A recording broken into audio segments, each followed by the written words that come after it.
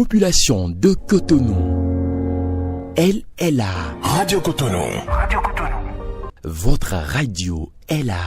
Restez désormais câblés sur la 94.3. Radio Cotonou, la voix des Cotonois.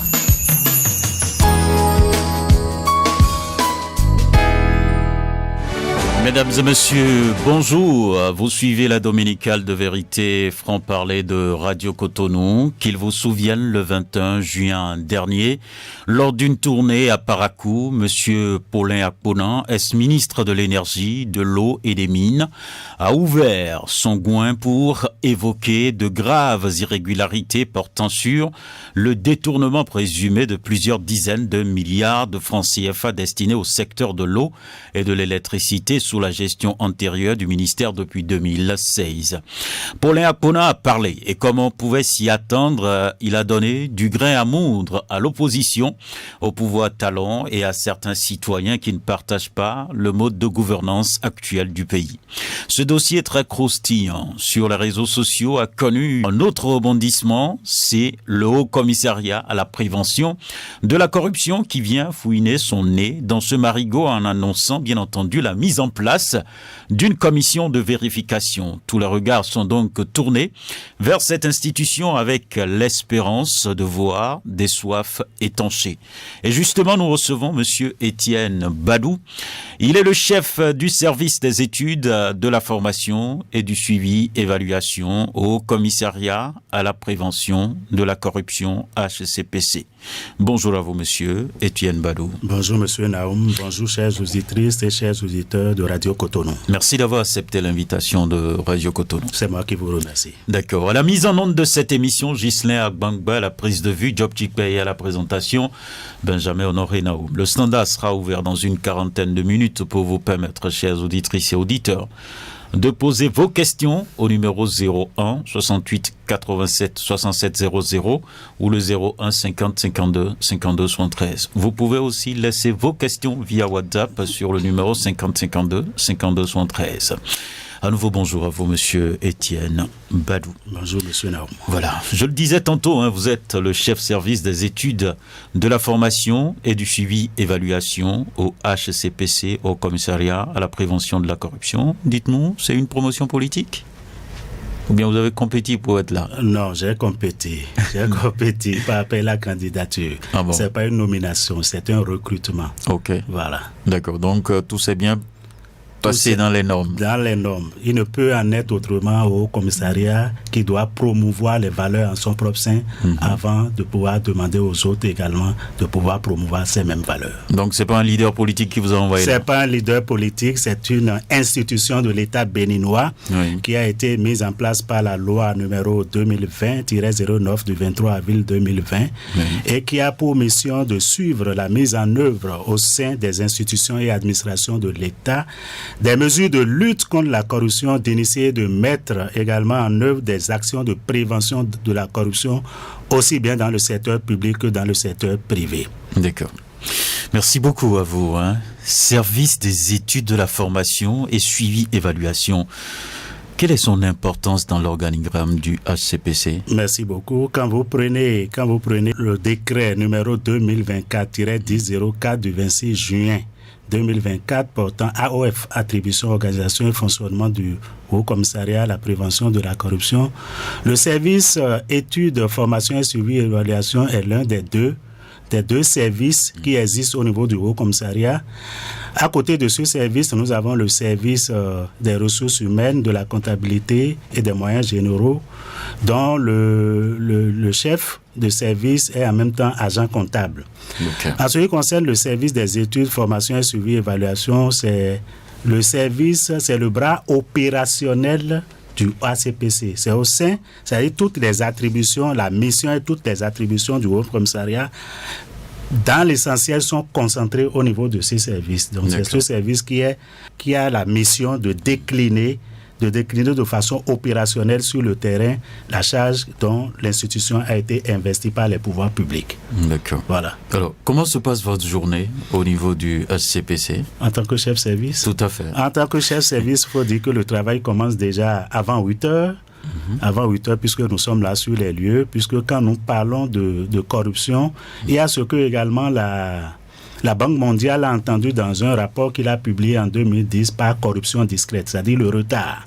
D'accord. Le retard est considéré au sein de la Banque mondiale comme étant de la corruption discrète, et à cet égard, en tant que cadre officiel au niveau de l'organe anticorruption, il était important que nous puissions donner la preuve, que nous puissions faire preuve d'exemplarité en étant ponctuels, non seulement, mais travailler sans désemparer jusqu'au soir. Donc déjà, nous sommes là avant 8 heures, nous travaillons sans désemparer jusqu'à la fin de l'heure. Et quand nous parlons de fin de l'heure, chez nous, au niveau du Haut Commissariat, c'est pas 17h30 comme dans la fonction publique ordinaire. Ça peut aller à 19h, 20h ou même 21h. On peut, au regard des responsabilités qui sont les nôtres, également venir les week-ends également pour travailler, puisque nous avons un personnel qui est en effectif assez léger par rapport à la densité de la mission qui nous est donnée. Donc il était important que nous nous sacrifions, que nous faisions preuve vraiment d'engagement, et c'est ce que nous voulons également au niveau du Haut Commissariat demander à tout agent public de faire, pour faire en sorte que l'intérêt général soit préservé, pour faire en sorte que la mission, ce pourquoi nous sommes payés par les deniers publics, que vraiment nous puissions l'accomplir avec efficacité et avec conscience professionnelle. D'accord. Vous dites que vous travaillez. Le travail consiste à quoi ? Parce que pour nous, si on suit bien entendu le Haut Commissariat à la prévention de la corruption, qu'est-ce que vous faites jusqu'à après 21h ? Dites-nous. Nous sommes là pour prévention expliquer. De la corruption, vous travaillez, on veut savoir. Tout à fait. Oui. Il faut dire que pour remonter un peu, pour faire un peu l'historique déjà de la lutte contre la corruption, vous avez eu à énumérer par exemple tout à l'heure, à parler de la commission de vérification. Non, pas de la commission, de la cellule. D'accord. Présidée par Madame Feu Adjaï Sika. C'est ça. Après ça, nous avons eu l'Observatoire de lutte contre la corruption. Dans la dénomination, vous allez voir lutte contre la corruption. Après, à l'Observatoire a succédé l'Autorité nationale de lutte contre la corruption. Tout à fait. Chaque fois, on parle de lutte. Mais le constat au diagnostic, c'est que la répression ne suffit pas à elle seule pour endiguer le phénomène. Donc, le constat qui est fait, comme on le dit très souvent, il vaut mieux prévenir que guérir. D'où il faut bâtir, il faut arriver à mettre un accent particulier sur la prévention. Et quand nous parlons de prévention, on peut distinguer un certain nombre d'axes. Le premier axe, c'est d'abord la sensibilisation qu'on peut faire, et c'est ce que nous avons fait les 3 derniers mois, où vous avez dû suivre sur les médias que nous sommes le Haut Commissariat à la prévention de la corruption, a enclenché une campagne dans plusieurs départements du pays pour sensibiliser plusieurs parties prenantes nationales sur les méfaits de la corruption au Bénin, sur les méfaits de la corruption, sur le développement socio-économique de la nation et sur leur propre devenir, sur leur propre avenir. Nous avons été dans le département, par exemple, du Plateau. Nous avons été dans le département de Lomé, nous nous sommes rendus dans les collines, nous sommes allés dans le Borgou. Et les cibles qui avaient été rencontrées, c'est d'abord le monde scolaire. Le monde scolaire, d'abord la base. Le primaire, nous sommes rendus dans des universités, mais nous avons rencontré également le citoyen lambda, c'est-à-dire différentes composantes de la société, que ce soit des élus, des représentants de la société civile, groupements d'artisans, de femmes, etc., que nous avons sensibilisés sur les méfaits de la corruption. Ça, c'est les adultes qui sont sensibilisés. Mais nous avons besoin d'éduquer, ça c'est un autre axe de la prévention, quand nous parlons de prévention, nous avons besoin d'éduquer les citoyens depuis la base jusqu'à l'université. En prenant depuis la maternelle, cela consiste concrètement à élaborer des programmes éducatifs qui pourront déjà amener le citoyen, le petit béninois qui naît aujourd'hui, à être moulé dans un environnement anticorruption, de telle sorte que le discours que nous tenons, les actions que nous posons aujourd'hui en tant qu'organe, que dans 10 ans, dans 20 ans, quand ceux-là seront grands et seront aux affaires, ils auront déjà des attitudes vraiment vertueuses et pourront vraiment se désintéresser de tout ce qui est acte déviant. Donc il est important de bâtir un béninois de type nouveau, et cela se bâtit au travers de l'éducation. Mais nous avons également besoin, au-delà de ça, de mettre en place au niveau de chaque administration de chaque administration, de chaque entité publique ou privée, des mécanismes de prévention de la corruption. Chaque secteur doit être doté d'un code d'éthique et de déontologie, par exemple. Okay. C'est vraiment important. Au-delà de ça, quels sont les mécanismes qui existent en termes, par exemple, de renforcement de l'audit, de la vérification interne au niveau des différentes structures, qui fassent que le système fonctionne de lui-même. Je donne un exemple. Si, par exemple, vous vous rendez dans vous allez à un voyage par avion et que vous descendez. Pour aller prendre vos bagages, vous êtes obligé de passer dans un tunnel, dans un couloir. Vous n'avez pas la possibilité d'aller ni à gauche ni à droite jusqu'à la rampe où vous allez prendre vos bagages. D'accord. Ce qui veut dire quoi? Ce qui veut dire qu'il faut arriver à tracer un couloir dans lequel chaque Béninoise et chaque Béninois est obligé de marcher. C'est vraiment important, de telle sorte que ayant été habitué depuis même la base, c'est-à-dire même avant même d'aller à la maternelle, que déjà depuis la cellule familiale, puisque nous avons sensibilisé les adultes, à partir de la cellule familiale déjà, dès que l'enfant est éduqué et qu'il va à la maternelle, il va au primaire, il va à l'université, il est obligé de répliquer également, ce qu'il a vu faire. C'est pourquoi nous devons sensibiliser également les adultes pour qu'ils soient exemplaires à tout point de vue, pour projeter pour être de bons modèles. Pour être de bons modèles de telle sorte que le parent qui dit à l'enfant ne vole pas. Quand il vole une fois, quand l'enfant entend que à la radio ou à la télévision, qu'on cite des gens qui ont fait des détournements de deniers publics et que leur nom est cité, par exemple, cela, il n'a plus l'autorité morale vis-à-vis de son enfant de lui dire de ne point voler. Donc nous devons faire en sorte que non seulement les parents, les adultes soient vertueux, qu'ils puissent être des modèles, mais nous devons au travers de leurs modèles pouvoir amener la couche juvénile à se mirer en eux et à tracer des couloirs devant eux qui les amènent une fois qu'ils seront grands et qu'ils seront aux affaires dans une dizaine, dans une vingtaine ou dans une trentaine d'années à pouvoir se livrer à des actes vertueux. Donc, quand nous parlons de prévention, c'est important. Nous devons également, au-delà de tout ça, également connaître de certains dossiers, comme ceux dont nous parlons, de dossiers de corruption également qu'il faut traiter. Donc, c'est plusieurs actions qui nécessitent plusieurs axes qui nécessitent des interventions au quotidien de façon programmatique, de façon stratégique, et c'est ce qui nous occupe au quotidien au niveau du groupe commissariat. Donc l'objectif, c'est d'arriver à avoir une société vertueuse, à pouvoir avoir bâti ce que nous entendons par un cycle d'intégrité qui fait que, quelle que soit la strate sociale dans laquelle la personne se trouve, elle est obligée de se conformer à l'idéal, aux valeurs que promeut la société. D'accord. Vous avez parlé de cellules de moralisation de la vie publique avec Ansika Adjaï. On a connu donc l'autorité nationale de lutte contre la corruption également. Aujourd'hui, on parle de haut commissariat. Fondamentalement, en termes clairs, qu'est-ce qu'on peut mettre aujourd'hui à l'actif du Haut Commissariat à la prévention de la corruption, façon concrète? Merci beaucoup. Oui. Aujourd'hui, nous avons le Haut Commissariat, comme je l'ai dit tantôt, a été créé par la loi en 2020, mais a commencé par être opérationnalisé à partir de 2024, le 12 juin 2024, plus précisément, à partir de date à laquelle le Haut Commissaire, Maître Jacques Mégan, a été nommé en Conseil des ministres comme Haut Commissaire. Après ça, il a fallu attendre le 25 septembre 2024 toujours pour voir nommer 2 de ses collaborateurs les plus proches, à savoir le secrétaire général et le chef de cabinet. C'est dans la même période que également le personnel d'appui également a été recruté. Donc nous avons tenu notre première séance de travail, c'est-à-dire de toute l'équipe, gros commissaire, secrétaire général, chef de cabinet et personnel recruté le lundi 30 septembre 2024.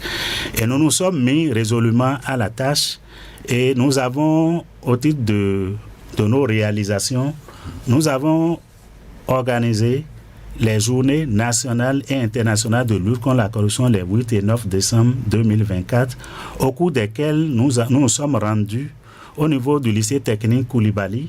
Nous avons été à l'université nationale, à l'université d'Abomey-Cala via l'ENA, l'école nationale d'administration, pour être beaucoup plus précis, et dans une école primaire publique à Ouida, pour sensibiliser ces groupes cibles qui sont très prioritaires dans notre stratégie de prévention. Parce que nous pensons que à travers l'éducation, nous pouvons engranger des résultats. Mais ce n'est pas des résultats qu'on peut engranger dans 2 ou 3 ans. Mais ça s'engrange sur la durée. Donc, c'est sur la durée, dans 10 ans, dans 20 ans, qu'on peut évaluer pour dire vraiment de plus en plus, les Béninois ne se lient plus à la corruption. De plus en plus, que ce soit dans l'école, comme nous l'avons eu à le dire, les actes de corruption existent également à l'école. La tricherie, c'est déjà un acte de corruption. Tout à fait. Vous voyez un peu. Donc ça, là, nous attirons l'attention, par exemple, de cette grosse cible, de ne plus s'adonner à cette pratique, parce que, comme nous le disons, celui qui a volé un œuf aujourd'hui volera un bœuf quand il sera grand. Donc, il est important que nous puissions agir au niveau de ce groupe cible. Donc, c'est ce qui a fait que nos premières actions sont allées à ce niveau. Je viens de vous parler également tantôt de la mise en œuvre d'une grande campagne nationale de sensibilisation que nous venons de réaliser depuis le mois d'avril jusqu'au mois de juin dernier. Okay. Après ça, en tant qu'État parti à la Convention des Nations Unies contre la corruption, le Bénin a été tiré au sort en 2018 pour être évalué par la Suisse et la Gambie. Et à cet égard, le Bénin a accompli les diligences requises et la dernière étape du mécanisme d'examen prévu du processus d'évaluation consistait à organiser une visite pays ici au Bénin, permettant à nos experts examinateurs, donc les Suisses et les Gambiens, y compris certains cadres du secrétariat de l'Office des Nations Unies contre la drogue et le crime qui chapeaute le mécanisme d'examen, de venir de visu constater l'effectivité des réponses que nous avons données dans le questionnaire d'auto-évaluation et les réponses subséquentes que nous avons données également après, suite aux observations que les experts ont faites sur le questionnaire que nous leur avons envoyé. Donc c'était l'occasion pour eux et cette visite pays s'est tenue ici au Bénin du 6 au 8 mai dernier et les conclusions, c'est pas nous ne nous ferons pas harakiri. Il faut dire les choses comme cela se doit. C'est pas de l'autosatisfaction. Je crois que le rapport qui sortira en tout cas les conclusions préliminaires qui sont sorties à chaud de cette grande activité, c'est que le Bénin aujourd'hui est reconnu comme étant un État parti sérieusement engagé dans la lutte contre la corruption, puisque eux-mêmes, les experts examinateurs ont eu le temps de rencontrer diverses parties prenantes nationales. Nous avons eu, contrairement même à certains pays, nous avons le Bénin en toute transparence, et ça, c'est à l'honneur du Bénin. Nous avons accepté même qu'il y ait une session ouverte seulement à la société civile. Il y a des États qui n'aiment pas ça. C'est-à-dire, ils se disent a priori que peut-être il y aurait des choses que la société civile, qui sont des organisations indépendantes du pouvoir, puissent dire et qui peuvent entacher le discours officiel. Nous avons dit non, nous n'avons rien à cacher au Bénin. Et nos amis de la société civile, de l'anticorruption ici au Bénin, que vous connaissez, les organisations de la société civile, quand il s'est agi d'ouvrir cette session et que tous les autres participants ont été sortis de la salle, y compris nous-mêmes qui sommes les organisateurs ici au Bénin en tant qu'ACPC. Mais les gens de la société civile ont dit aux experts des Nations Unies, de la Suisse et de la Gambie, mais pourquoi vous les faites sortir? Ce que nous allons vous dire, nous sommes capables de vous le dire ici devant eux, que ici au Bénin, nous n'avons aucun problème en matière d'expression, de liberté d'expression pour dire que non, pas du tout. Donc, ils étaient même prêts à nous faire revenir. Et à la fin de la séance, ce sont les experts même des Nations Unies, dont les représentants de l'Office des Nations Unies contre la drogue et le crime, qui ont mis un accent particulier, permettez la tautologie, sur cette particularité béninoise. Parce qu'ils ont fait mention de ce à quoi ils ont assisté ici au Bénin. Il y a plusieurs États dans lesquels ils se sont rendus où les gens n'ont pas accepté la session seulement ouverte à la société civile pour des raisons qui leur sont propres. Donc c'est inédit ici. Donc c'est inédit ici et ça c'est à l'honneur du Bénin, il faut le dire. Au-delà de ces réalisations également, nous avons en vue des programmes de renforcement de capacité d'un certain nombre d'acteurs incontournables. Il n'y a pas de présomption, mais il y a des secteurs qui sont à tort ou à raison très souvent indexés. Vous suivez mon regard. Donc par exemple, nous avons des sessions de renforcement de renforcement de capacité qui sont prévus à l'endroit des agents de la police républicaine, des agents des impôts et des douanes. Donc, ce sont des projets qui sont également en cours. Nous avons également en prévision la relecture du code d'éthique qui existe au niveau de certaines structures. Nous avons également ce projet-là. Et nous avons également en projet l'organisation d'un forum sous-régional, c'est-à-dire à l'échelle UEMOA, sur la lutte contre la corruption. Ce qui fera que dans quelques mois, le Bénin sera l'épicentre de la réflexion stratégique autour de la lutte contre la corruption dans l'espace UEMOA. Et nous aurons l'occasion de faire venir des experts internationaux qui viendront partager leur expérience avec les parties prenantes béninoises qui seront invitées à ce forum qui est en cours d'organisation actuellement. D'accord. Alors, vous êtes en train de faire tout ça, mais le peuple béninois s'est réveillé avec une histoire, oui. Je l'appelle ainsi, à l'occasion d'une tournée le 21 juin 2025 à Parakou. Oui. L'ex-ministre de l'énergie, de l'eau et des mines, Paulin Apouna, a évoqué donc de graves irrégularités portant sur le détournement présumé de plusieurs dizaines de milliards. J'ai pas dit millions, hein. Oui. C'est milliards de francs CFA destinés au secteur de l'eau et l'électricité. Sous la gestion antérieure du ministère depuis 2016. Oui. Alors, d'abord, je voudrais vous demander de laisser votre manteau de membre du HCPC pour nous dire en tant que citoyen, quand vous avez entendu cette déclaration-là, vous étiez comment dans votre chaussure? Disons que le premier sentiment, c'est l'étonnement.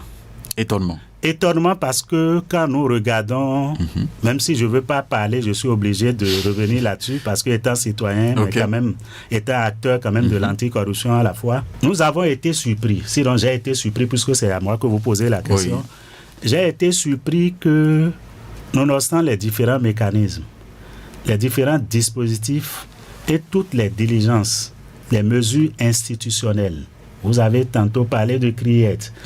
Toutes les mesures qui ont été prises, que ce soit pour prévenir la corruption au niveau de l'administration publique, que ce soit en matière de répression des faits de corruption, à travers la mise en place de la CRIET, par exemple, qu'une faille aussi béante puisse exister, que des gens puissent emprunter pour voler, vous l'avez dit, c'est une présomption de vol, de siphonnage, de détournement. Je parle encore de présomption, puisque juste alors nous parlons. C'est pas encore prouvé. Mais c'est un gros ministre quand même qui a parlé. C'est un gros ministre et c'est pourquoi nous devons être davantage étonnés. Donc, c'est l'étonnement. Comment est-ce qu'après avoir mis en place tout ça, on peut parvenir à siphonner des dizaines de milliards? On ne parle pas de dizaines de millions, mais de milliards. Déjà, quand nous regardons l'ensemble de tout ce qu'il y a comme investissement dans le domaine, c'est globalement combien? Pour que quelques-uns, certaines personnes arrivent à siphonner des dizaines de milliards. Il y a lieu de s'interroger, il y a lieu de s'étonner que cela puisse se faire. D'accord. C'est un ministre qui a parlé. La parole est lancée. Nous, en tant que Haut Commissariat à la prévention de la corruption, nous avons l'obligation, nous avons la mission d'aller chercher à apprécier avec objectivité les faits rapportés. Là, je m'adressais tantôt aux citoyens que vous êtes. Alors, comment la nouvelle a été accueillie au niveau du Haut Commissariat? Au niveau du Haut Commissariat, ça a été une grande surprise. Ça a été une grande surprise et les réflexions ont commencé le même jour, c'est-à-dire dès l'instant où ça a commencé à circuler sur la toile un peu partout, puisque nous-mêmes, nous l'avons eu sur les réseaux sociaux un peu partout d'abord, et très rapidement, les réflexions ont commencé. Qu'est-ce qu'il faut faire dans le cas d'espèce? C'est là que l'idée de mettre en place cette commission est née. Et les diligences ont été accomplies dans le cadre de l'identification des personnes ressources qui pourrait nous amener à faire la lumière sur le dossier. D'accord. Nous sommes dans le dossier de l'eau, nous sommes dans le domaine de l'eau et de l'énergie. N'ayant pas en son sein les compétences nécessaires pour pouvoir aller au fond, puisque nous parlons d'eau et d'énergie, il faut qu'il y ait des spécialistes de ces deux secteurs dans la commission. Et conformément alors à l'article 18 du décret 2024-1004 du 26 juin 2024, qui habilite le Haut Commissariat, dans le cadre de sa mission, à recourir à des expertises extérieures, nous sommes allés identifier, chercher des personnes ressources qui pourraient nous aider, que nous pourrons intégrer dans cette commission. D'accord. Si vous permettez, je voudrais revenir un peu en arrière. Quand je posais la question de savoir comment cette information a été accueillie au niveau du HCPC, est-ce que c'est avec sourire aux lèvres parce que vous allez vous dire, bon, on a du grain à moudre, donc on nous jette donc une pierre dans notre marigot et autres, c'est quoi? Je voudrais bien comprendre le sentiment qui vous a animé. Aucun citoyen de ce pays, normalement, ne doit accueillir cette nouvelle avec joie.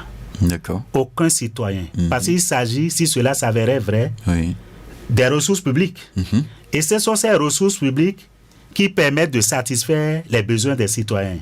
J'ai eu à le dire quelque part sur un plateau avant de venir ici ce matin, que si nous avons le bonheur aujourd'hui de remarquer, de nous féliciter des belles infrastructures que nous avons dans le pays, nous avons eu le bonheur les 3 derniers mois de circuler pratiquement dans le pays et de voir du nord au sud, de l'est à l'ouest, tout ce qui a été réalisé. Mais si tout cela a été réalisé, c'est parce qu'à un certain moment, nous avons eu un homme d'État visionnaire. Nous avons un chef d'État qui a fait en sorte de mettre en place une architecture pour boucher un certain nombre de trous. C'est un politicien qui parle. C'est pas un politicien. Je suis ici en qualité de représentant du Haut Commissariat à la prévention de la corruption, qui est un citoyen également et qui apprécie. D'accord. Donc si nous avons, c'est une analyse que nous faisons, même en tant qu'institution, nous devons pouvoir analyser et dire que si cela est rendu possible, parce que s'il n'y avait pas de ressources, l'État ne serait pas capable de pouvoir réaliser cela. Ça veut dire qu'on a empêché un certain nombre de personnes d'agir. Si dans chaque secteur, on arrivait à siphonner 17 milliards, bon, on ne pourra pas avoir... Il a dit des dizaines de milliards. Il n'a pas dit 17. Des dizaines de milliards. Donc, si on arrivait dans chaque secteur à siphonner ça, on ne pourra pas avoir... On ne pourrait pas avoir d'asphaltage, on ne pourrait rien avoir. Édifices, cités ministérielles, ceci à gauche et à droite. Les services sociaux de base qui ont été renforcés en termes d'éducation, en termes de santé, en termes d'eau et d'énergie et tout, cela ne peut pas être possible. Donc, ça veut dire que quelque part, aucun citoyen ne peut se réjouir de ça. Donc, nous, au niveau du Haut Commissariat, nous n'avons pas accueilli cela comme étant, une opportunité de se mettre en exergue. Non, pas du tout. Mais nous sommes préoccupés. Au contraire, c'est un souci pour vous. C'est un souci. C'est un souci pour nous parce qu'on s'interroge pour savoir qu'est-ce qui s'est réellement passé. Et c'est ce qui a motivé la mise en place. C'est une autosaisine. C'est ce qui a motivé la mise en place de cette commission. Le gouvernement ne vous a pas saisi? Le gouvernement ne nous a pas saisi. Je répète. Est-ce que c'est pas bizarre? Vous êtes au Haut Commissariat. Nous sommes au Commissariat à la prévention de la corruption. Et un ministre de la République dit qu'il y a ceci. Mais permettez-moi de dire que le Haut Commissariat est un organe indépendant de tout pouvoir, de toute institution. Ça, c'est écrit c'est écrit noir sur blanc, indépendant du Haut Commissaire. Le Haut Commissaire dispose dans l'exercice de ses fonctions d'une indépendance. Je cite l'article 7, qui dispose expressément, le Haut Commissaire dispose dans l'exercice de ses fonctions d'une indépendance vis-à-vis des institutions de la République. Il n'est soumis à aucune autorité hiérarchique. Cette disposition mérite vraiment d'être vulgarisé pour que certaines contre-vérités que nous entendons ne soient plus entendues. Donc, nous avons toute l'indépendance qu'il faut pour travailler. Nous n'avons pas attendu d'être saisis par le gouvernement, ni par le Parlement, ni par l'institution que ce soit, avant que nous-mêmes, nous auto-saisissions de ce dossier en mettant en place cette commission. Alors, en décidant donc de mettre cette commission en place là pour étudier ce dossier-là, est-ce que vous avez au moins partagé l'information avec les gouvernants, le gouvernement ou bien le ministre de la Justice et autres pour dire, bon, nous on veut enquêter, est-ce que vous nous donnez le OK pour y aller? Vous n'avez pas fait ça, c'est ça? L'article 5 dit que nous travaillons de façon indépendante. Donc nous n'avons pas besoin... Est-ce que le haut commissaire n'a pas dit un mot au ministre de la Justice rapidement? Non, je ne le pense pas. Je ne le pense pas puisque chacun reste dans son couloir, dans son couloir d'excellence du point de vue de sa mission. Nous sommes dans le couloir qui nous a été assigné par la loi. nous ne sommes pas une institution gouvernementale. Mais si vous découvrez des choses... Mais voilà, si vous découvrez des choses, c'est le gouvernement qui quand même est dans l'exécution. Merci beaucoup. Oui. Le 1er juillet 2025, OK. Quand il a fallu installer la commission, c'est devant caméra, vous avez dû suivre, n'est-ce pas? Oui. C'est devant caméra que nous avons procédé à l'installation de cette commission. Et les visages sont connus, les noms sont là. Vous voulez que je revienne là-dessus? Allez-y. Très bien. Oui. La commission est composée d'experts multidisciplinaires ainsi qui suit. Comme président, nous avons M. Alessandre Dagba, inspecteur d'État, que vous devez connaître. Il a été inspecteur général des finances, chef de service pendant des années, avant de rejoindre l'inspection générale d'État, IGE. Donc, c'est une personne ressource expérimentée, qualifiée, outillée et qui a déjà connu plusieurs commissions. Monsieur Elos Francis Attadé, que vous devez connaître également, un expert en gouvernance, puisque quand nous l'avons, un autre objectif assigné à la commission, c'est non seulement d'apprécier avec objectivité les faits rapportés, mais c'est également d'évaluer les dispositifs institutionnels et administratifs qui sont au sein du ministère, au fin d'éprouver leur efficacité. Quels sont les mécanismes qui sont mis en place tendant à la prévention de la corruption au niveau de ce ministère? C'est important à souligner. Donc, nous avons également comme spécialiste des deux secteurs Moussa Machoudi, ingénieur génie électrique, qui est membre de cette commission. Monsieur Guy Kregbaza, qui est ingénieur eau et assainissement. Nous avons Monsieur Dossou Kebo Assuris, qui est un analyste financier contrôleur de gestion. Puisqu'il y a eu des flux financiers, la gestion de ces projets en eau et électricité également appelle également à des flux financiers, appelle à des passations de services, ce qui nécessite également qu'on intègre dans cette commission M. Horace Adoukonou, spécialiste en passation des marchés publics, qu'on ne présente plus, et Mme Gracia Adjinakou, qui est également spécialiste en suivi et évaluation. Donc, ce sont ces 7 personnes ressources compétentes qui ont été recrutées à raison de leur qualification, de leur expérience professionnelle, de leur expérience. Ce sont ces personnes ressources que nous avons intégrées comme membres de la commission et qui ont 4 semaines pour déposer leurs conclusions. Donc, dans le cadre de la mise en place de cette commission, nous n'avons pas été instruits par aucune institution. Je répète, c'est une initiative propre, c'est une autosaisine du Haut Commissariat à la prévention de la corruption, conformément à la mission que les pouvoirs publics nous ont confiée. Ils ont accepté le bénévolat ou bien ils seront payés? Ils seront payés conformément aux tests en vigueur. D'accord. Donc supportés par le HCPC. Supportés par le budget du Haut Commissariat à la prévention de la corruption. Vous êtes aussi riche, c'est ça? Non, c'est pas une question de richesse. En fait, ils ne seront pas millionnaires au terme de cette activité. D'accord. Non, pas du tout. Alors, vous avez dit quoi quand vous les avez installés? Quelle est la mission concrètement? La mission, c'est d'apprécier avec objectivité les faits rapportés. De 2016 à 2025 dans la commune de Parakou. D'accord. Puisque c'est la sphère géographique, c'est la commune de Parakou. Deuxième chose, c'est d'évaluer les dispositifs institutionnels et administratifs de prévention de la corruption en vigueur dans le ministère. Donc, ils doivent pouvoir cartographier tout ça et c'est sur cette base-là. Donc, ils doivent écouter les différentes parties prenantes. Il doit pouvoir les écouter. Ceux qui ont passé les marchés, ceux qui ont exécuté, ceux qui étaient aux affaires. Même les ministres qui sont passés doivent plancher devant la commission. Parce qu'il y a un ministre qui est très fâché là. Hein? Vous savez, non? Non, ce qui est clair, c'est pas... Il est très fâché. Il a même saisi la justice et tout ça. Il n'y a pas de souci.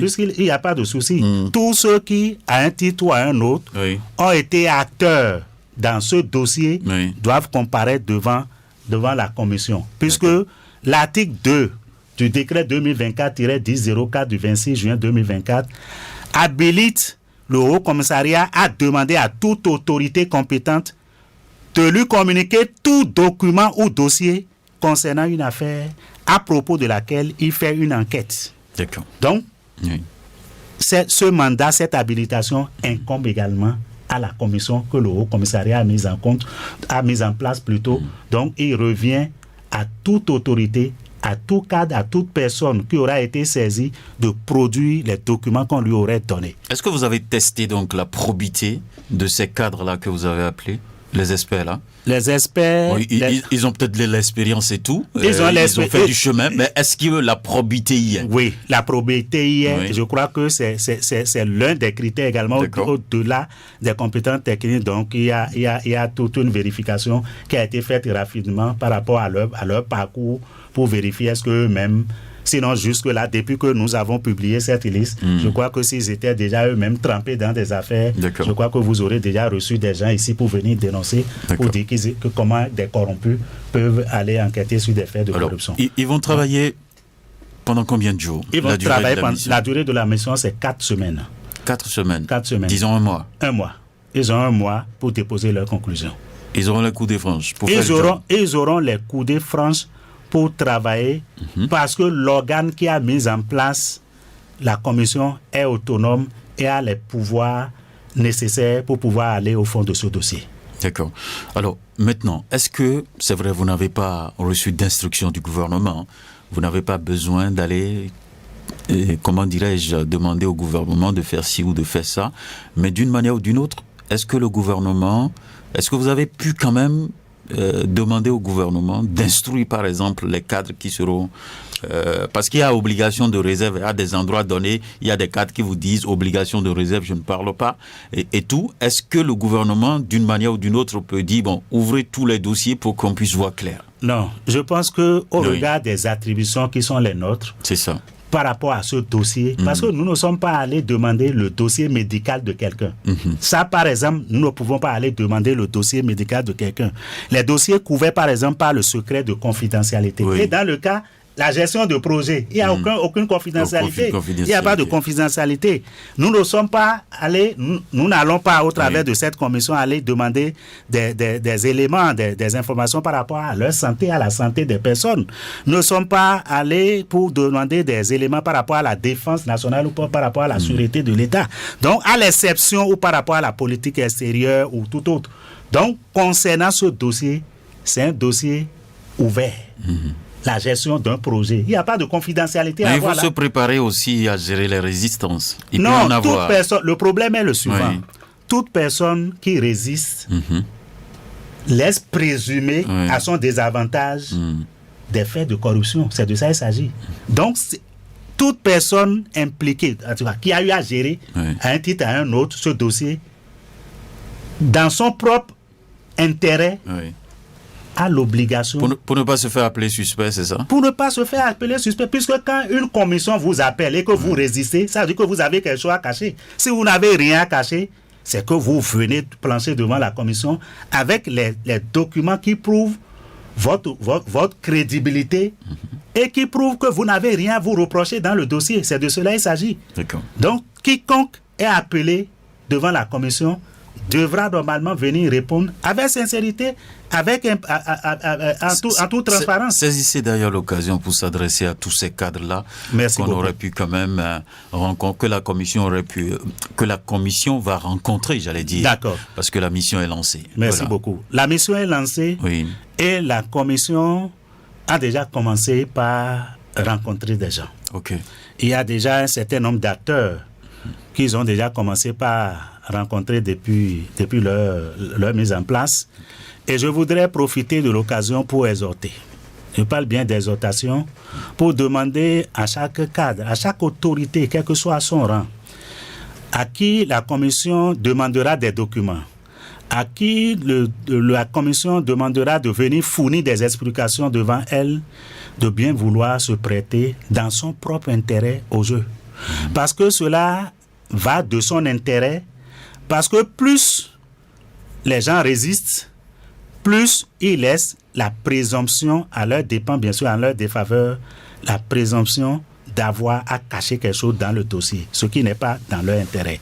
Donc, je voudrais saisir l'occasion que vous m'offrez pour demander à chaque personne impliquée à un titre ou à un autre dans ce dossier ou qui sera appelée devant la commission à venir avec tout dossier, à venir avec tout élément, à venir avec toute information devant éclairer la lanterne de la commission qui a été mise en place et qui accomplit pas une mission pour le ACPC, mais qui accomplit une mission républicaine. C'est vraiment important à souligner. D'accord.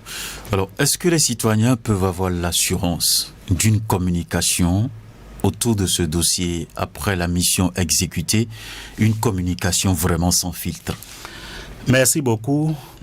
La preuve de ce que... Ou bien le chef de l'État va lire avant que nous l'écoute, c'est ça? Non. La preuve de ce que le Haut Commissariat veut travailler en toute indépendance, avec objectivité et transparence, déjà se laisse présumer à travers la mise en place même de la commission. D'accord. Dès le premier jour de la commission, c'est comme je l'ai dit tantôt, devant caméra, que nous avons porté à la connaissance du public la composition de cette commission. C'est en nous auto-saisissant, sans instruction préalable, que le Haut Commissariat a mis en place cette commission.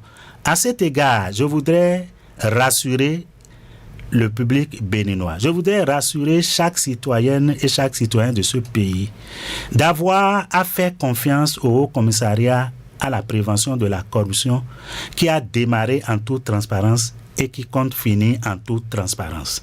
Si les conclusions vont dans quel sens que ce soit, le contenu du rapport sera publié. Quand je dis ça... Sans le bic rouge du haut commissaire.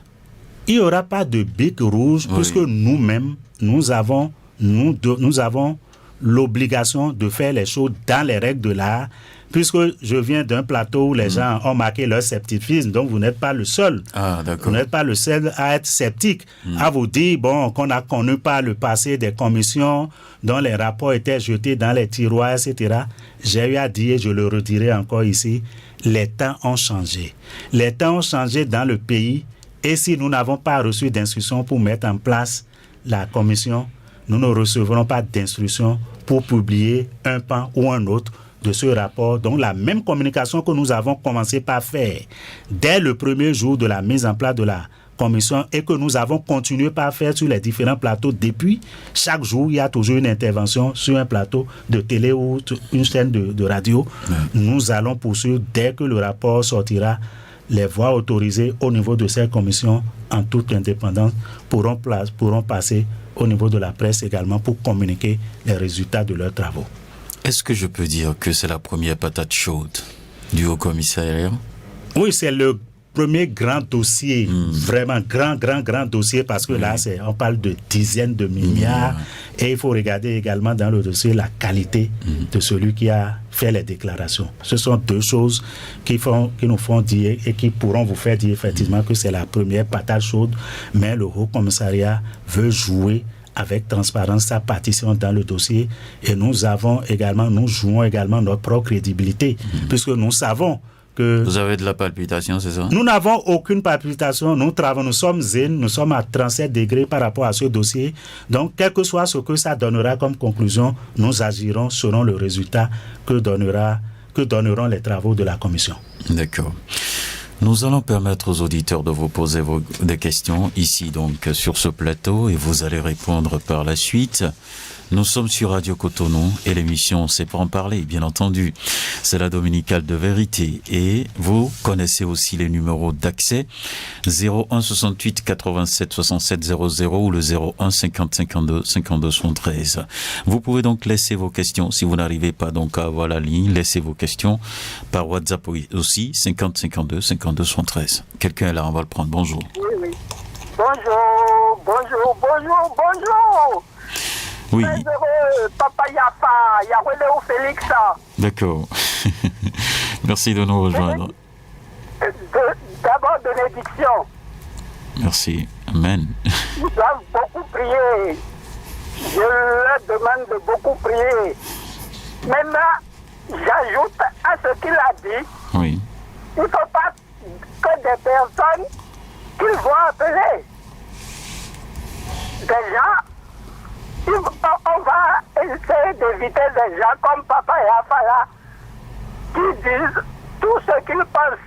On va essayer de les éviter.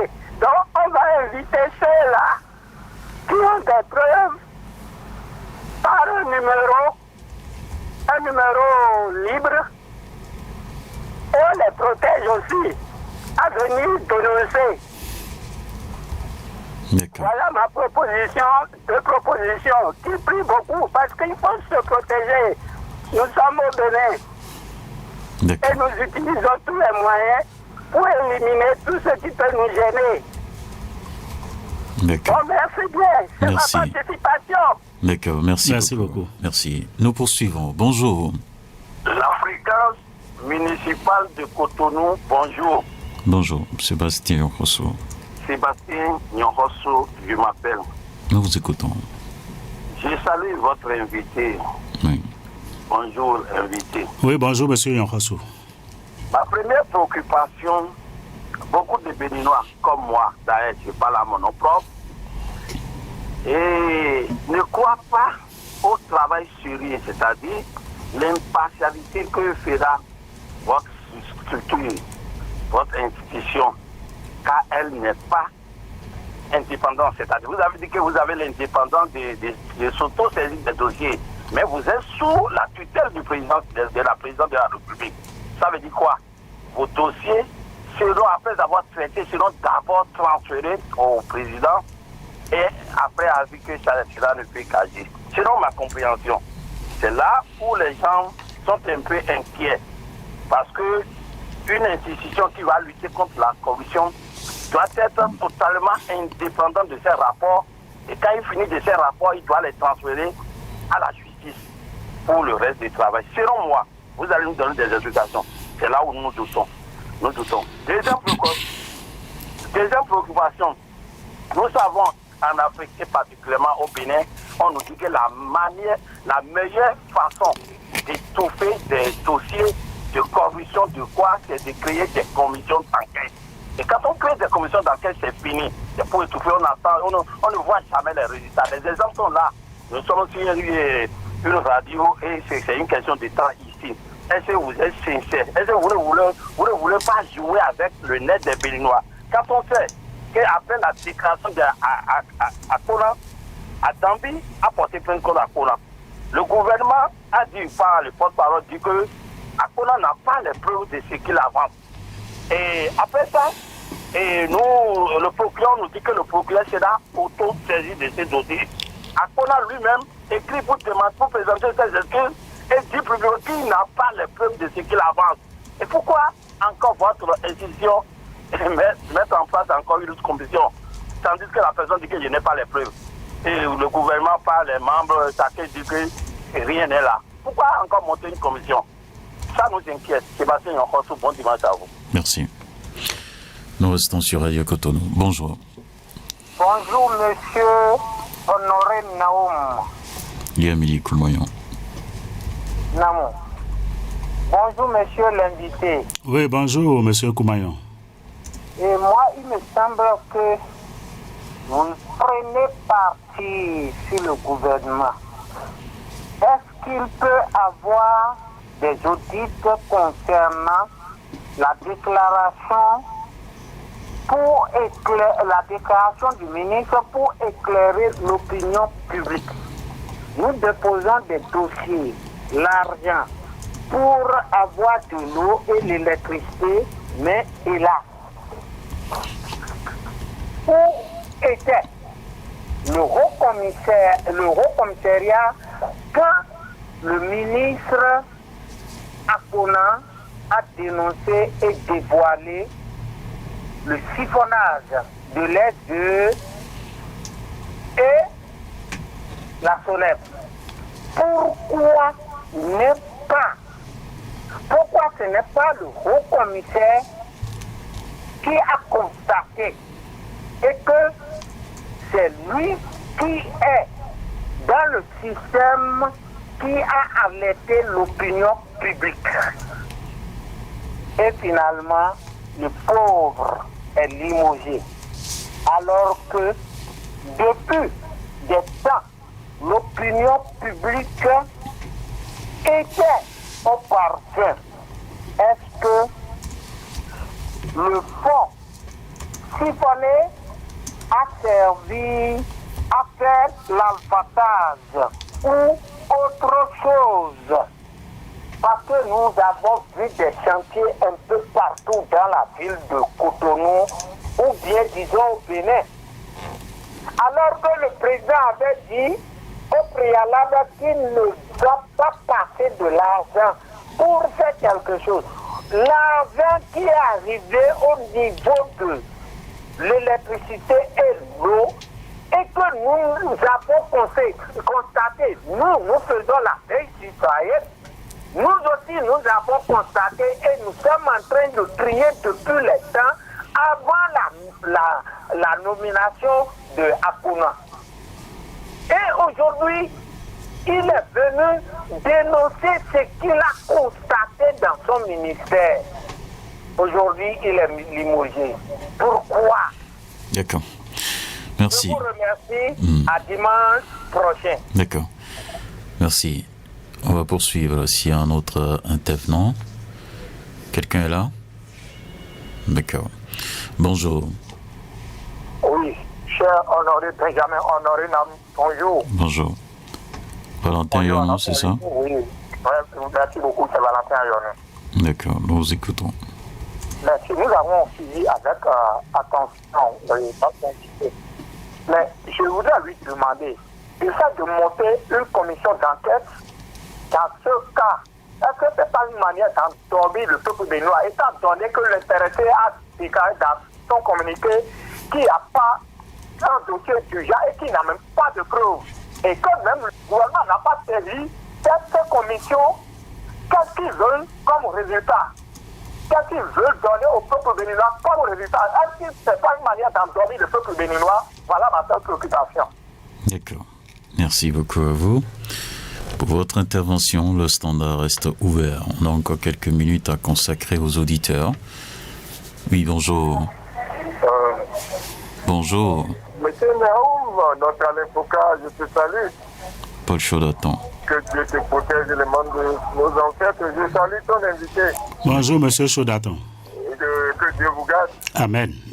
Plusieurs commissions créées dans ce pays-là, depuis Amoussou, Papa, ou bien il y a d'autres noms, à Jaïtika, mais ça n'a jamais de résultat. Je ne sais pas si le vote aura un résultat. Donc c'est ce que le peuple béninois attend. Parce que beaucoup de commissions toujours créées, mais c'est toujours de l'eau jetée sur le dos du canard. Parce qu'il reçoit des dossiers costauds et par la suite, ça devient laboratoire piscicole. Le vôtre maintenant, est-ce que vous avez des garanties, parce que nous connaissons bien la gouvernance de l'excellent Patrice Talon avec sa rigueur, est-ce qu'ils vous ont donné tout le pouvoir d'aller jusqu'au bout? C'est mes seules préoccupations. D'accord. Merci beaucoup à vous. Nous restons ici sur l'émission Franc-Parler de Radio Cotonou. Encore d'autres intervenants. On va pouvoir les prendre si quelqu'un appelle. S'il n'y a pas d'appel, on revient d'abord au studio. On pourra donc retourner au standard si la possibilité y a. Je reviens avec vous, Monsieur Badou, sur la question. Je rappelle que vous êtes le chef du service des études de la formation et du suivi évaluation au commissariat à la prévention de la corruption dans notre pays, et vous êtes avec nous sur ce plateau pour parler donc des déclarations de l'ex-ministre Paulin Akuna, des sujets de malgouvernance qu'il a évoqués. Vous avez suivi comme moi donc les intervenants ce matin. Je vous laisse la parole. Merci beaucoup, monsieur Naoum. Oui. Je crois que plusieurs de nos auditeurs ont relayé un peu comme vous, avant eux, leur scepticisme par rapport à la commission qui a été mise en place. Mais avant ça, Félix... Oui, je veux passer, il y en a beaucoup qui ont parlé de ça, je veux regrouper. D'accord. Oui. D'accord. Je reviendrai. Non, moi je voudrais même vous taquiner un peu. D'accord. Parce que Félix Yawedeou demande de prier. Oui. Oui, c'est vrai. C'est pertinent pour vous, la prière? C'est vrai que, connaissant l'environnement socio-culturel, de ce que l'ancien ministre Gaston Zossou appelait la guerre des choses dans l'ombre. Ah bon? La guerre des choses... Non, c'est une réalité, mais cela les gens peuvent envoyer des missiles. Ils peuvent lancer, mais cela ne nous atteindra pas. D'accord, pas la prière, vous avez bloqué. Oui, ce serait bloqué. Ça là, c'est clair. Je crois qu'au commissariat, nous sommes assez équipés spirituellement par rapport à ça et psychologiquement préparés. Donc, il n'y a pas... Vous allez nous partager le secret peut-être n'y a pas de souci à la fin de l'émission. Donc, effectivement, c'est un peu ça. Donc, Monsieur Yarouedéou, pour remonter un peu plus, pour aller un peu dans l'ordre, c'est ça. A invité, voudrait suggérer que ceux qui ont des preuves puissent se rapprocher de la commission. Moi, je pense que certainement des membres de la commission sont à l'écoute, ou que nous-mêmes, nous allons leur faire le relais de cette suggestion. C'est ça. Donc, s'il y a effectivement des gens qui ont des preuves à fournir à la commission, je pense qu'il reviendra à la commission de pouvoir se saisir, trouver le mécanisme pour pouvoir... Parce qu'il parle aussi de la protection des dénonciateurs. Ceux qui vont apporter les preuves, il faut vraiment les protéger. Il faut les protéger. Nous, en tant qu'organe de lutte contre la corruption, de prévention ou de lutte contre la corruption, nous avons l'obligation de protéger tous les dénonciateurs. Donc, on peut avoir même des gens qui peuvent saisir dans l'anonymat, un peu comme la CPD le fait sur sa plateforme. Donc, les gens peuvent également venir physiquement, les gens peuvent envoyer des dossiers dans l'anonymat. Donc, il n'y a aucun problème par rapport à ça. C'est une commission très professionnelle qui sait que elle doit tout faire pour préserver l'anonymat des uns et des autres, parce que pour éviter des représailles éventuelles. Donc, il ne sera pas entendu que tel nous a fourni tel document, nous a fourni telle preuve. Non, pas du tout. C'est pas comme ça que ça fonctionne. Donc, je voudrais rassurer M. Yaouedéou, s'il y a des gens qui ont des preuves, ils sont libres de pouvoir chercher à entrer en contact avec la commission sans avoir peur de représailles éventuelles.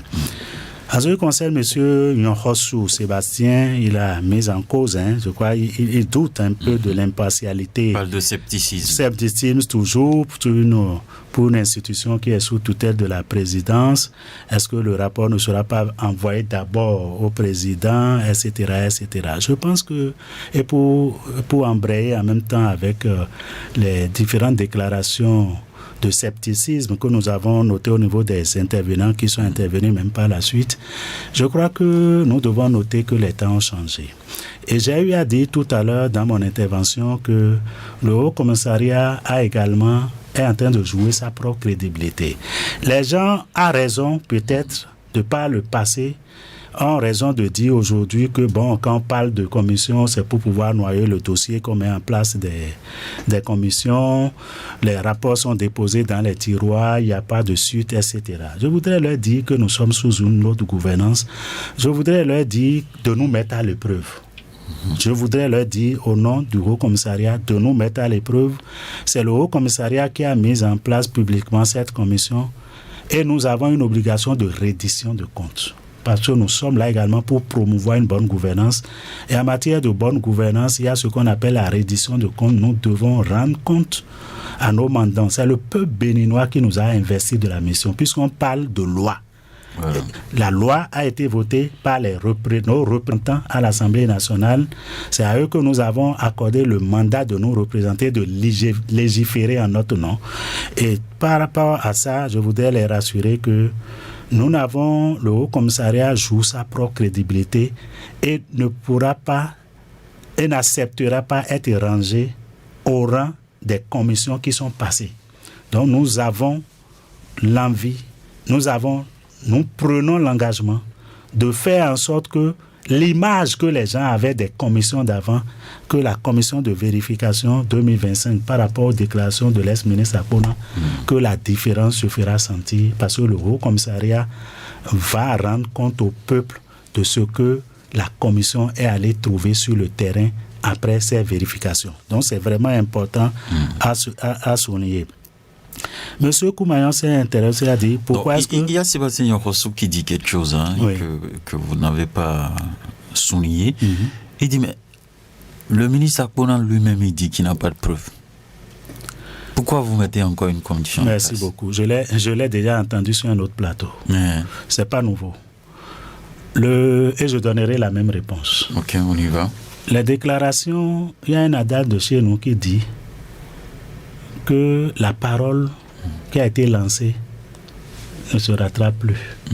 C'est déjà dit. C'est déjà dit. C'est déjà dit. Donc, quel que soit tout ce qui est entrepris après, pour se dédouaner compte tenu de certaines raisons qui lui sont propres.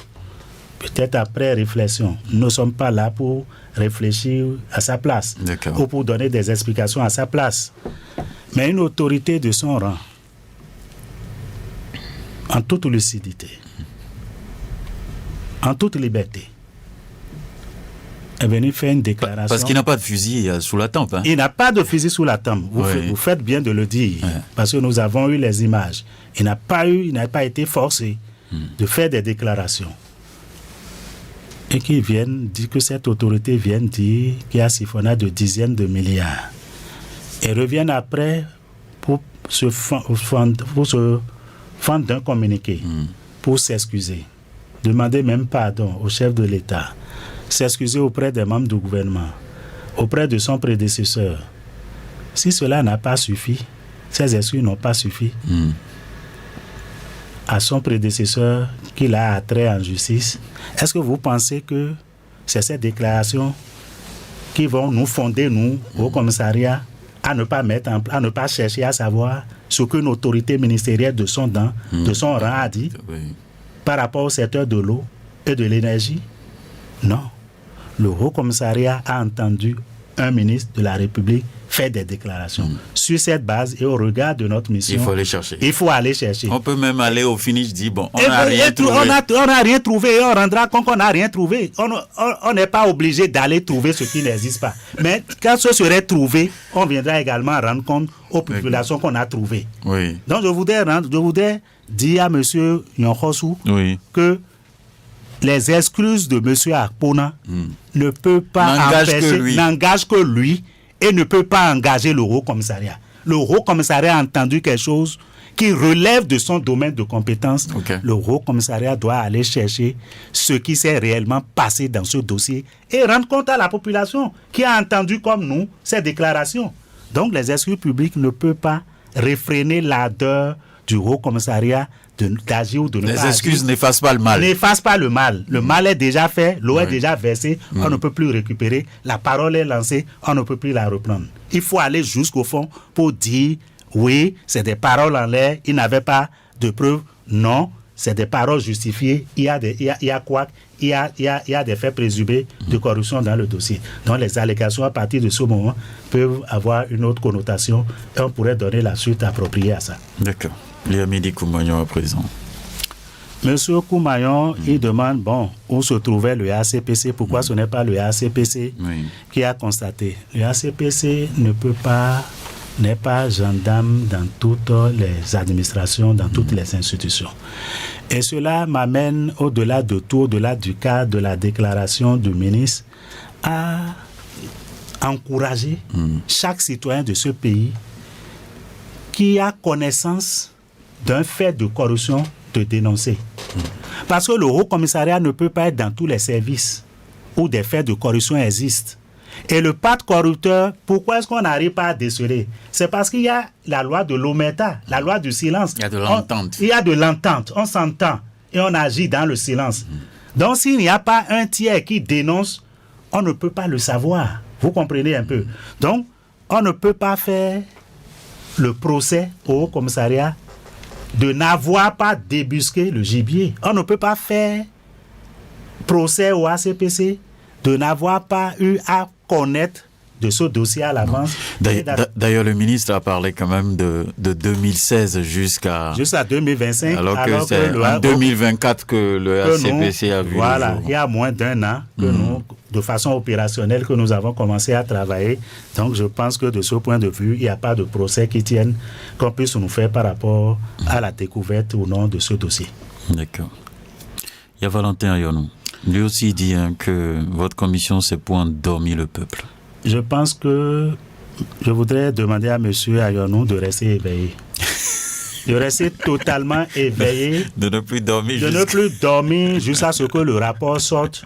Et il aura le temps de savoir si cette commission a été créée pour endormir ou non.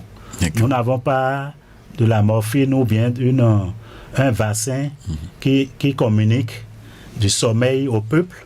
Nous ne sommes pas là pour faire dormir le peuple. Nous sommes là pour travailler dans l'intérêt général, faire en sorte que l'État ait les ressources nécessaires pour satisfaire les besoins sociaux communautaires de nos populations. D'accord.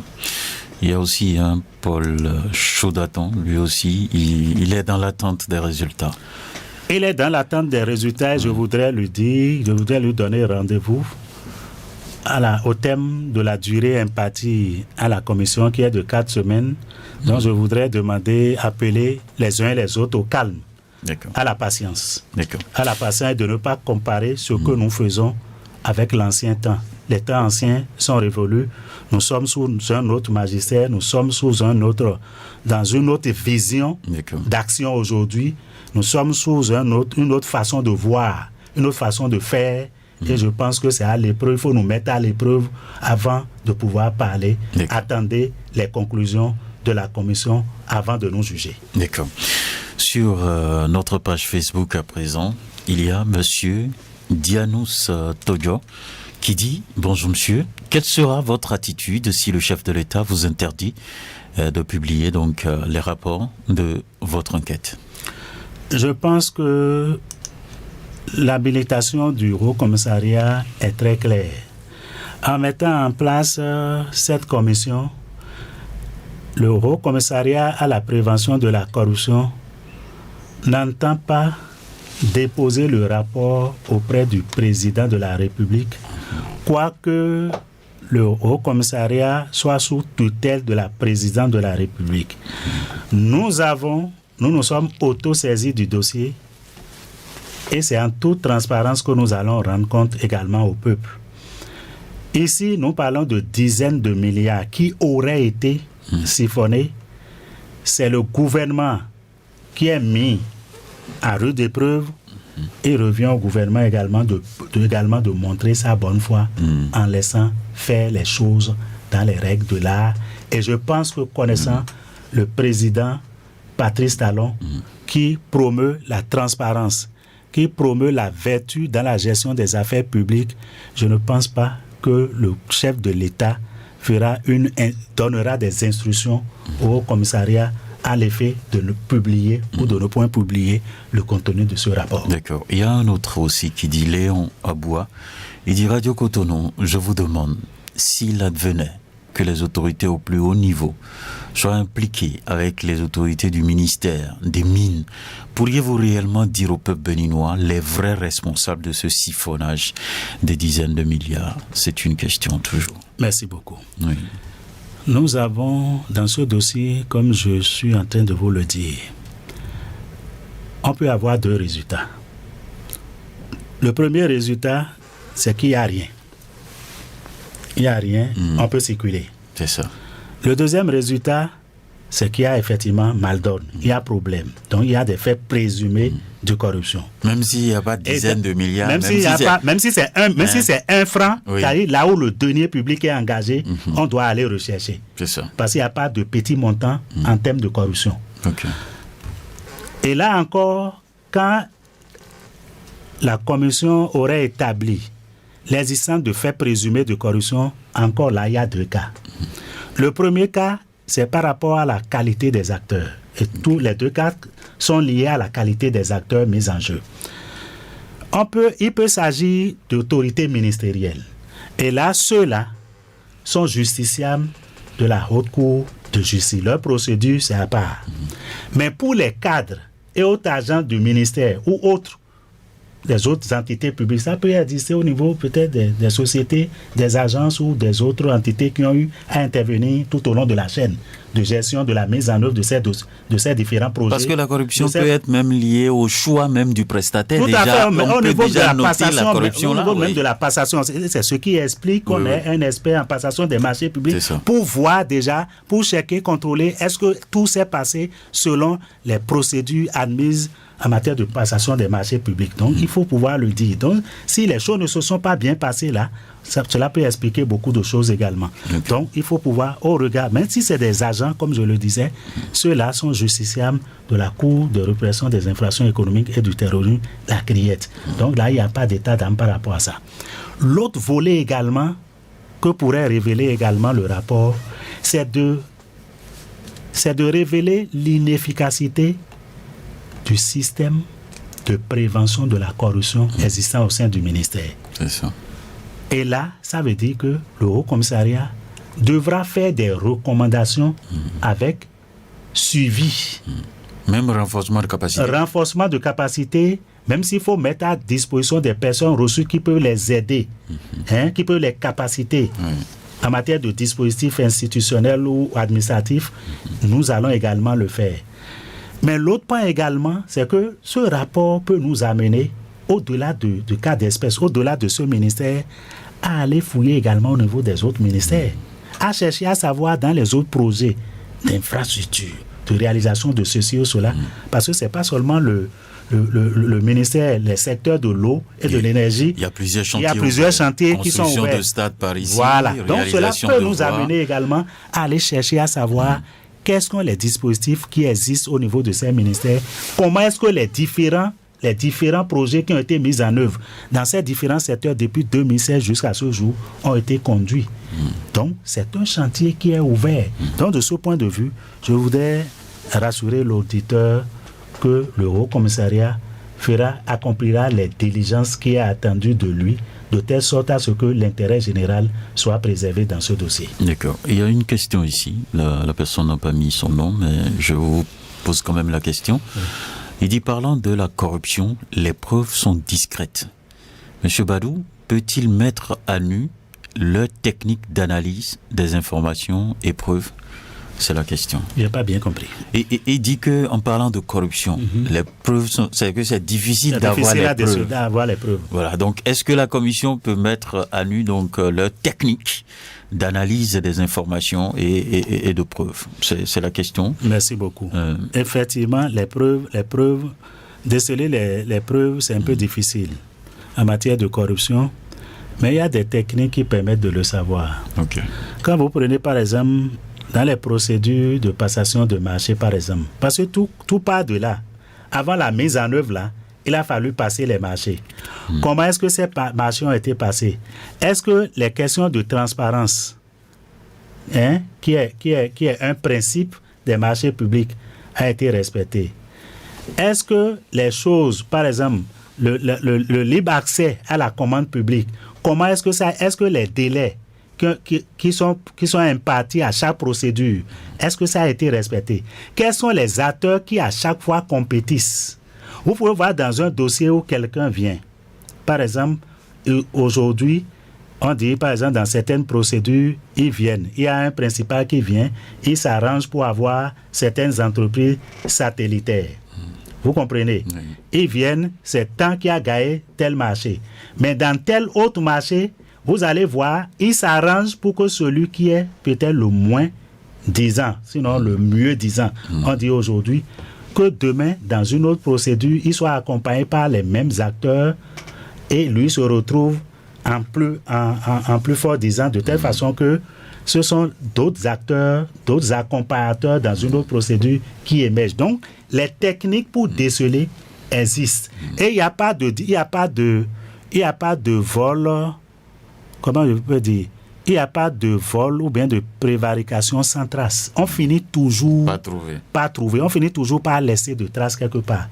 Donc, il n'y a pas de crime parfait. D'accord. Les gens, les membres, les experts qui ont été commis à cette tâche sont rompus à la tâche. Ils finiront par trouver si tant est que cela existe effectivement. D'accord. Un autre, il s'appelle Robinson Camus Bioku.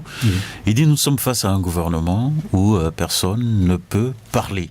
Si les cadres refusent de collaborer, que peut votre structure par rapport à ce refus?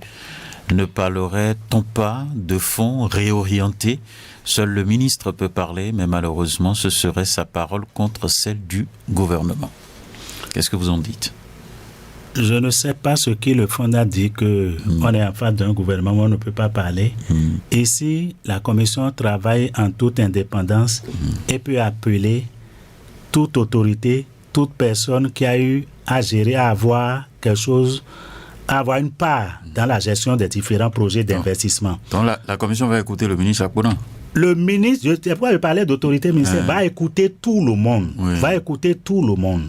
va écouter tout le monde. Je le dis, je ne suis pas membre de la commission, mais la commission a les coudées francs pour rencontrer tous les acteurs. Quand je dis tous les acteurs, y compris même les ministres.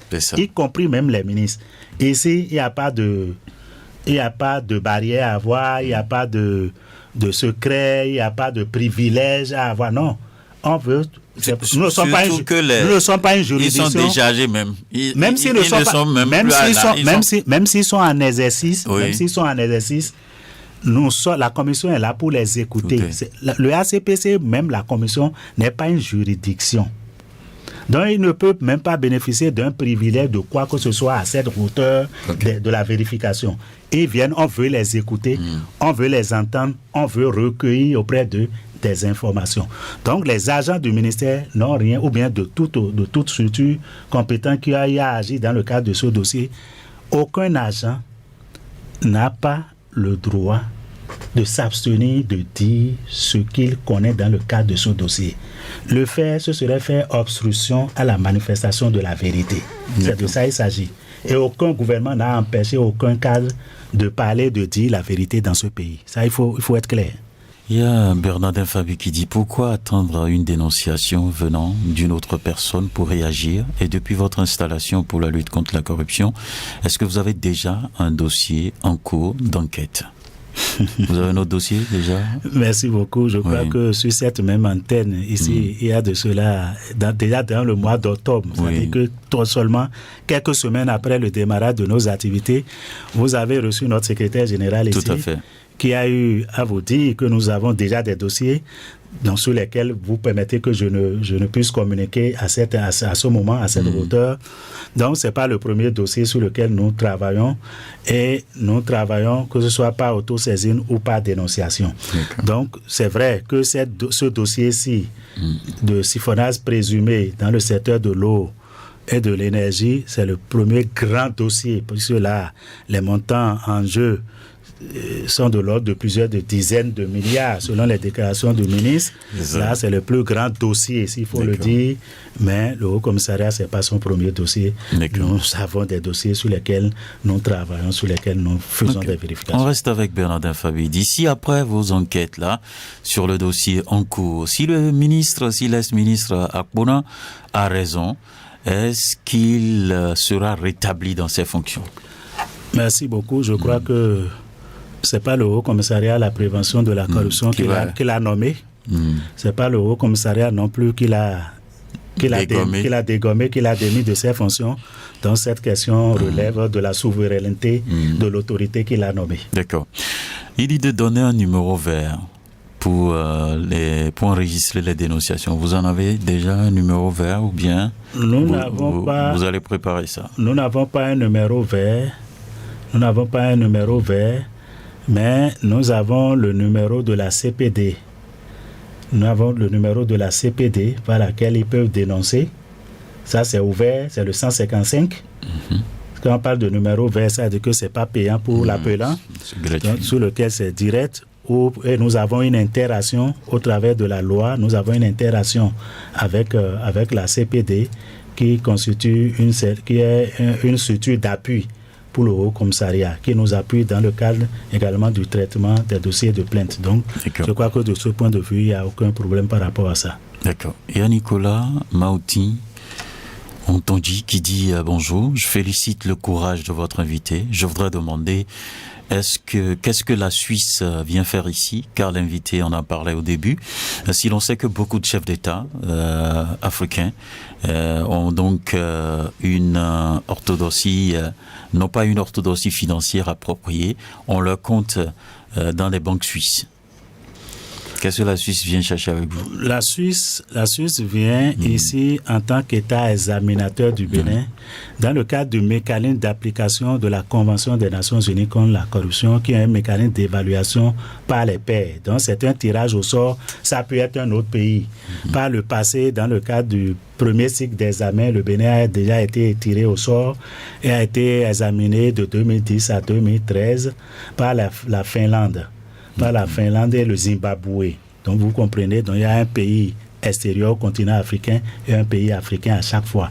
Donc le mécanisme existe comme ça. Donc c'est pas la première fois que nous sommes examinés. Donc c'est un tirage au sort et c'est la Suisse qui est sortie parmi les États partis non africains. Pour venir auditer le Bénin. Donc, ce n'est que... Merci. Il a posé une autre question liée donc à l'aboutissement du dossier, mais je crois que vous en avez suffisamment parlé. Oui. Il y a quelqu'un d'autre qui dit bonjour. Je salue votre invité. Juste demander les contacts pour une dénonciation. Donc je crois quand même que vous venez de donner le numéro. Donc vous pouvez rappeler ça rapidement. Oui, c'est le 21. Bon, ok. Alors c'est le 155 si vous voulez dénoncer les actes de corruption à la CPD. Okay. Et également, vous pouvez nous appeler sur le 21 36 87 64. C'est le numéro direct du secrétariat particulier en attendant que nous mettions en place un numéro vert propre au commissariat. Vous pouvez nous joindre sur ce numéro, mais vous pouvez nous joindre également à l'adresse mail contact. Contact HCPC collé, contact CONTACT hcpc@présidence.bj. D'accord. Donc par cette adresse mail, vous pouvez également envoyer vos plaintes ou vos dénonciations. D'accord. Il dit un autre, le dernier intervenant qu'on va lire rapidement. Il dit Jean-Pierre, il s'appelle Jean-Pierre Merelose. Il dit salut, toujours le plateau. Je veux savoir si le Haut Conseil a sa propre radio pour informer le peuple. Non, vous n'en avez pas. Non. Le Haut Commissariat est assez jeune. Le Haut Commissariat n'a pas une radio pour informer. Mais le Haut Commissariat a dans son plan de travail 2025 prévu 2 activités qui consistent à créer une émission, que ce soit radiophonique et télévisuelle mensuelle, sur laquelle nous allons interagir avec les auditeurs périodiquement pour partager des informations et pour interagir également avec eux. Donc une émission créée à CPC, que ce soit sur les radios, que ce soit également donc une chaîne de télé, une chaîne de radio également sera identifiée pour pouvoir... La chaîne de radio sera naturellement Radio Cotonou. Vous plaidez votre cause naturellement. Oui, je comprends. C'est de bonne guerre. Merci. Je crois que le bic rouge passera toujours avant toute publication du rapport. L'invité nous cache déjà quelque chose. Je ne sais pas de quel bic rouge... Et ce sera votre mot de fin d'ailleurs. Oui, je ne sais pas de quel bic rouge il parle. Il n'y a pas eu de bic rouge avant la mise en place de la commission. Il n'y aura pas de bic rouge au dépôt des conclusions. Mais vous avez un bic rouge dans ce studio. J'ai le bic rouge toujours pour noter. Pour donner de la solennité, de la gravité à l'émission, au sujet en discussion, naturellement. Pour dire que nous débattons d'un sujet vraiment très important. C'est pourquoi le bic est rouge ce matin. Pour noter les préoccupations des auditeurs et auditrices de Radio Cotonou. Donc je voudrais, si c'est le mot de fin, pouvoir rassurer chaque auditrice et chaque auditeur, rassurer tous les citoyens de ce pays de la bonne foi du Haut Commissariat à la prévention de la corruption. Vous pouvez mettre notre bonne foi en cause, vous pouvez mettre cette bonne foi à l'épreuve. Je voudrais dire, je vous donne rendez-vous dans 4 semaines quand le rapport sera déposé. À partir de ce moment-là, si la commission a agi comme les anciennes commissions, si le HCPC n'a pas le crédit nécessaire, vous pouvez également en toute liberté pouvoir l'apprécier. Mais ce qui est clair, le Haut Commissariat à la prévention de la corruption a pris l'engagement de servir la République. Le Haut Commissariat à la prévention de la corruption a la mission de préserver l'intérêt général. Le Haut Commissariat à la prévention de la corruption veut agir en toute objectivité, en toute impartialité dans ce dossier et faire en sorte que la lumière soit pour éclairer la lanterne de tout cela, la lanterne légitime, la soif légitime de nos concitoyens qui veulent savoir qu'est-ce qui s'est réellement passé dans ce dossier, et nous avons l'obligation de rendre compte dès que ce rapport sera déposé, dès que les conclusions de ce rapport seront déposées, nous avons l'obligation de rendre compte au peuple souverain du Bénin, et je crois que nous voulons appeler les uns et les autres à la patience. Ayez de la patience.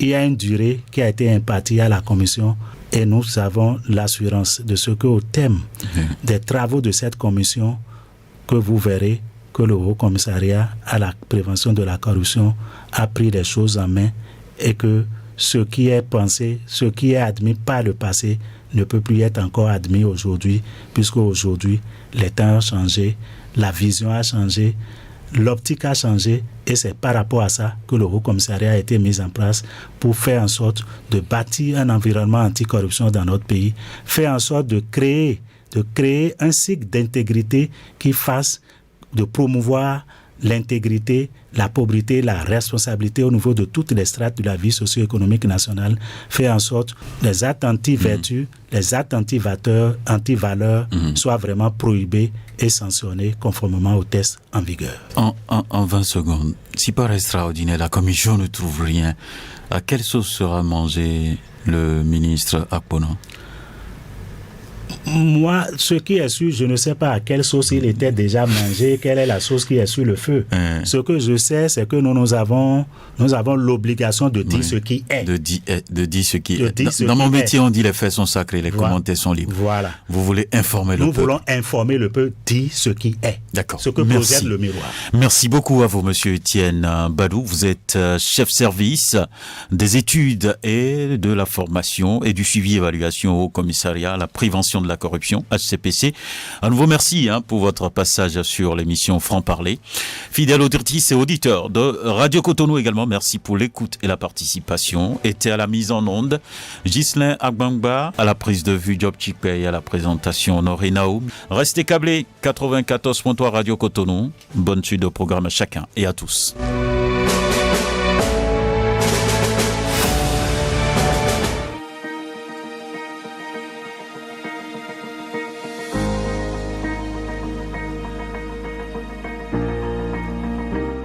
Population de Cotonou, elle est là. Radio Cotonou. Votre radio est là.